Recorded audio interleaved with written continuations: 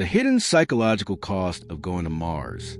Mars is often described as a technical challenge. Rockets, habitats, life support. But the greatest obstacle has never been mechanical. It has always been human. The mind will face tests on Mars that no simulation can fully prepare for, and those tests may prove more decisive than any engineering problem. To understand why Mars matters psychologically today, we need to look beyond engineering diagrams and mission plans. Mars represents the most extreme form of isolation humans have ever seriously considered. No rescue, no real-time communication, no familiar environment to fall back on. And those conditions reshape the mind in ways we are only beginning to understand. The psychological frontier remains largely unmapped. At first, the idea of going to Mars feels heroic. A small crew, a bold mission, a clear purpose.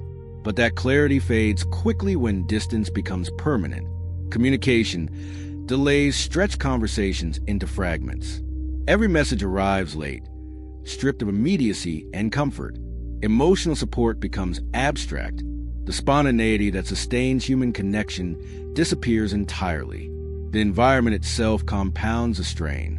Mars offers no sensory relief. No open air. No natural soundscape. No living ecosystem. Every experience is filtered through machinery. Every moment reminds the crew that survival is artificial. The absence of natural stimuli creates a void that the human mind struggles to accept.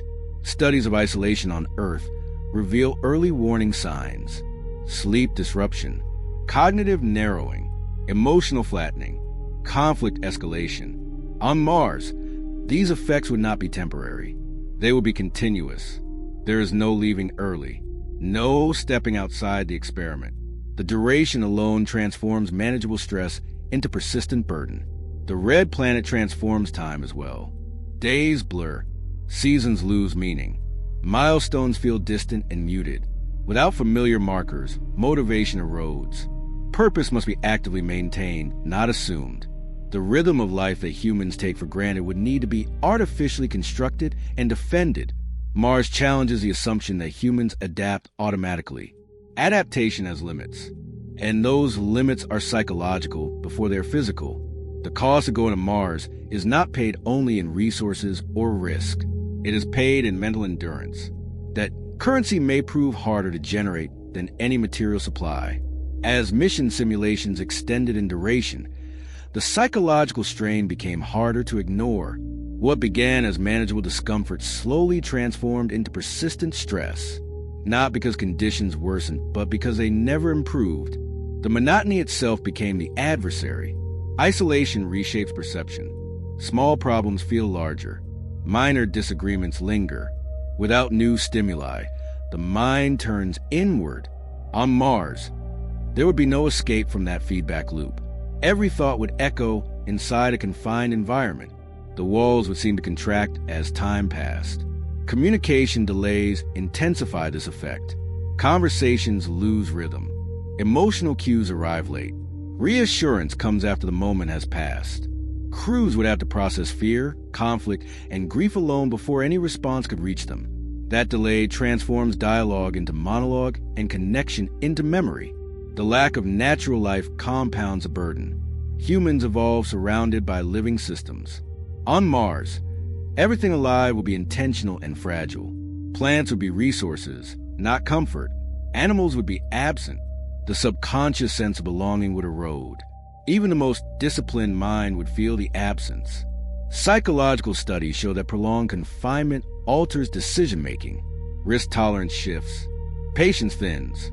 Group dynamics become volatile. On Mars, these changes could threaten mission success directly. A single poor decision could cascade into failure. The stakes amplify every mental fluctuation. This creates a paradox.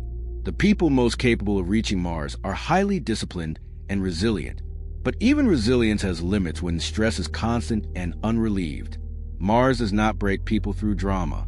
It wears them down through monotony. The erosion happens gradually, invisibly, until capacity is exhausted. Understanding this cost is essential because survival on Mars would depend less on strength and more on sustained mental balance. and balance is harder to maintain when nothing around you changes. The environment offers no variety to restore depleted reserves. The conflict emerges when psychological limits collide with mission demands. On Mars, there is no pause button, no rotation of crews, no safe retreat. Every mental struggle unfolds under permanent pressure. The mission continues regardless of internal state. Planning often assumes rational behavior under stress, but prolonged isolation erodes rationality. Fatigue accumulates. Emotional regulation weakens. Minor stressors compound into major obstacles. Mars amplifies these effects because there is no release valve. Pressure builds without outlet. Group dynamics become fragile. Trust must be absolute. Small fractures can widen quickly. Cultural differences, communication styles, and personal habits gain outsized importance. On Mars, harmony is not optional. It is survival critical.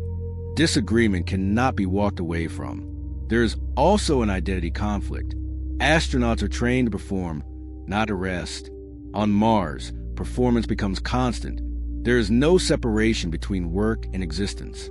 Every moment is mission time. That erodes personal boundaries and accelerates burnout.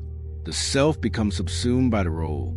The greatest conflict is invisibility. Psychological decline does not announce itself. It hides behind routine until it reaches a tipping point. Mars offers no privacy to process that decline. Every emotion affects the group. Individual struggle becomes collective vulnerability. This challenges the myth of individual heroism. Mars survival is collective. One person's mental strain becomes everyone's risk. Strength is no longer about endurance alone. It is about awareness, communication, and mutual support. The team must function as an organism. Mars forces humanity to confront a difficult truth. Our technology may reach another planet before our psychology is ready to live there. That gap between capability and readiness defines the hidden cost. The climax of the psychological challenge is realization. Mars will not be conquered by strength or intelligence alone. It will be endured through emotional discipline and collective care. The victory is internal before it is external. Every technical solution depends on mental stability. No habitat can compensate for unresolved conflict. No automation can replace trust. Mars strips survival down to human relationships under pressure. Technology enables, psychology determines. The resolution demands a shift in perspective. Preparing for Mars is not about building stronger machines. It is about understanding the mind under extreme isolation, training resilience, designing systems that protect mental health as carefully as physical safety. The investment must be psychological as much as material. Mars teaches that exploration is not just outward, it is inward. The greatest distance crossed will not be between planets, but within ourselves. That journey has barely begun. If humanity is to live on Mars, it must learn to carry Earth inside the mind. Connection, balance, meaning. Without them, no technology will be enough. The question is whether we can cultivate what cannot be manufactured. The psychological frontier of Mars remains largely unexplored. Simulations provide data, but they cannot replicate permanence. Only actual experience will reveal the full cost. And by then, the commitment will be irreversible. The preparation must happen before departure, not after arrival. The mind that reaches Mars will not be the mind that left Earth. The transformation is inevitable. The question is whether that transformation leads toward resilience or collapse. The answer depends on choices made long before the journey begins. So what do you think? Are we repeating the same mistake again? The hidden